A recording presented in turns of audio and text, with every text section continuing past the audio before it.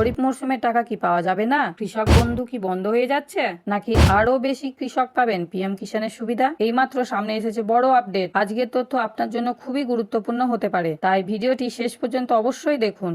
পশ্চিমবঙ্গে লক্ষ লক্ষ কৃষকদের জন্য একটি গুরুত্বপূর্ণ আপডেট রয়েছে এই ভিডিওতে। আপনারা যারা কৃষক বন্ধু প্রকল্পে সুবিধা পান অথবা পিএম কিষান সম্মান নিধি প্রকল্পে আবেদন করতে চান, তাদের জন্য রয়েছে বড় আপডেট। কৃষিমন্ত্রী কৃষি দপ্তরের বিভিন্ন প্রকল্প নিয়ে একটি গুরুত্বপূর্ণ বৈঠক করেছেন। বৈঠকের পর জানানো হয়েছে রাজ্যের আরও বেশি সংখ্যক যোগ্য কৃষককে পিএম কিষান প্রকল্পের আওতায় আনার উদ্যোগ নেওয়া হচ্ছে। যারা এখনো এই প্রকল্পের সুবিধা পাননি, তারা প্রয়োজনীয় শর্ত পূরণ করলে আবেদন করার সুযোগ পেতে পারেন। কিন্তু একটি বড় প্রশ্ন উঠেছে, তাহলে কি কৃষক বন্ধু প্রকল্প বন্ধ হয়ে যাচ্ছে? কৃষিমন্ত্রী স্পষ্ট জানিয়েছেন, কৃষক বন্ধু প্রকল্প আপাতত বন্ধ করা হচ্ছে না, তবে সারা রাজ্যে উপভোক্তাদের তথ্য যাচাই বা ভেরিফিকেশন শুরু হয়েছে।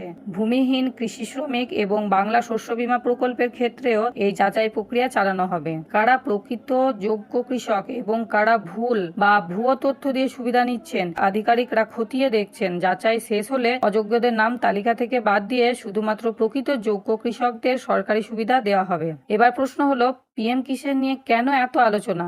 বিভিন্ন সংবাদ মাধ্যমের প্রতিবেদনে বলা হয়েছে, রাজ্যের আরও বেশি যোগ্য কৃষককে পিএম কিষানের আওতায় আনার উদ্যোগ নিয়ে আলোচনা চলছে। তবে কৃষক বন্ধু প্রকল্প বন্ধ করার কোনো সরকারি ঘোষণা এখনো প্রকাশিত হয়নি, তাই সরকারি নির্দেশ না আসা পর্যন্ত আগের নিয়মই কার্যকর থাকবে। এবার সবচেয়ে গুরুত্বপূর্ণ প্রশ্ন, খরিফ মরশুমের কৃষক বন্ধু প্রকল্পের টাকা কবে মিলবে? মে অথবা জুন মাসের মধ্যে প্রথম কিস্তির টাকা কৃষকদের ব্যাংক অ্যাকাউন্টে জমা পড়ে। এই বছর এখনো সেই টাকা দেওয়া শুরু হয়নি, ফলে অনেক কৃষক বীজ সার কেনার ক্ষেত্রে সমস্যার মুখে পড়েছেন। সরকারি মহলের ধারণা, তথ্য যাচাই এবং প্রশাসনিক কিছু প্রক্রিয়া চলার কারণেই অর্থ ছাড়তে দেরি হচ্ছে। যাচাইয়ের কাজ শেষ হলে পর্যায়ক্রমে কৃষকদের অ্যাকাউন্টে টাকা পাঠানো হতে পারে, তবে এই বিষয়ে এখনো কোনো নির্দিষ্ট সরকারি তারিখ ঘোষণা করা হয়নি। পিএম কিষানে আবেদন করতে কি কি লাগতে পারে? সাধারণভাবে Aadhaar card, voter card, bank পাসবই, জমির বৈধ নথি বা খতিয়ান, অ্যাক্টিভ মোবাইল নম্বর। আবেদন করার আগে অবশ্যই স্থানীয় কৃষি দপ্তর বা সরকারি শিবির থেকে সর্বশেষ নির্দেশিকা জেনে নেবেন। এছাড়াও আপনার ব্যাংক অ্যাকাউন্টের সঙ্গে আধার লিঙ্ক রয়েছে এবং ডিবিটি অ্যাক্টিভ আছে কিনা চেক করে নেবেন। কারণ বর্তমানে সরকারি প্রকল্পের টাকা সরকারি ডিবিটির মাধ্যমে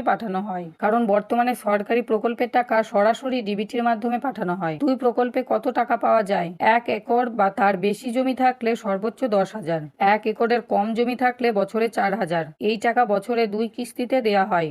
পিএম কিষান প্রকল্পে বছরে মোট 6,000, 3টে সমান কিস্তিতে সরাসরি ব্যাংক অ্যাকাউন্টে পাঠানো হয়। সম্প্রতি পিএম কিষানের আর্থিক সহায়তা বাড়ানো নিয়ে বিভিন্ন মহলে আলোচনা হলেও এ বিষয়ে এখনো কোনো সরকারি ঘোষণা প্রকাশিত হয়নি। সবশেষে গুরুত্বপূর্ণ সতর্কতা, তথ্য যাচাইয়ের সময় যদি কোনো আবেদনকারীর নথিতে অসঙ্গতি, ভুল তথ্য বা জমি রেকর্ডে সমস্যা ধরা পড়ে, তাহলে তার নাম প্রকল্পের তালিকা থেকে বাদ। তাই আপনার সমস্ত নথি সঠিক ও হালনাগাদ রয়েছে কিনা তা অবশ্যই একবার যাচাই করে নিন। সরকারি নির্দেশ বা নতুন আপডেট প্রকাশ হওয়ার সঙ্গে সঙ্গে আমরা আপনাদের সবার আগে জানিয়ে দেব। তাই ভিডিওটি ভালো লাগলে লাইক, কমেন্ট অবশ্যই করবেন আর চ্যানেলটি সাবস্ক্রাইব করে দেবেন। ধন্যবাদ।